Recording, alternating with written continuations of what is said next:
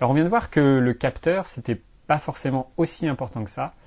Et j'aimerais donc maintenant vous parler du point qui, selon moi, est vraiment clé dans la photo.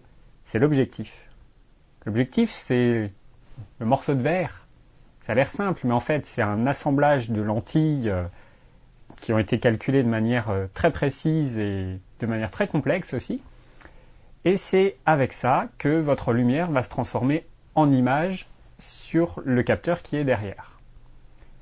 C'est bien simple, sans bon objectif, pas de bonne photo. C'est une règle vraiment basique et c'est une règle qu'il faut vraiment prendre en compte quand vous achetez un appareil photo. C'est l'objectif.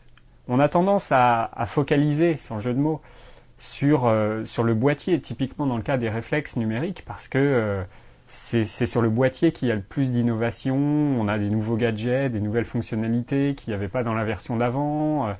C'est ce qui est mis en avant aussi sur les plaquettes marketing, avec des nouveaux points, meilleure gestion des couleurs, nouvelles fonctionnalités, et ainsi de suite.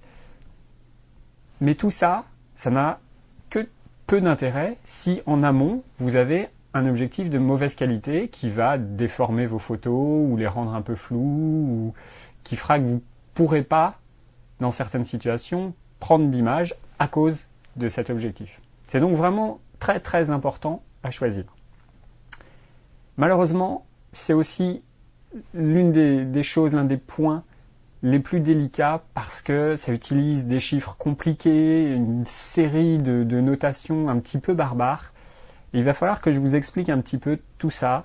Ça va pas être simple, mais je vous demande de vous accrocher parce que une fois que vous aurez bien compris ça, vous serez le roi. Vous pourrez aller à la Fnac discuter avec le vendeur et être plus compétent que lui et vous serez bien mieux armé pour choisir votre appareil si jamais vous cherchez aujourd'hui à acheter un appareil.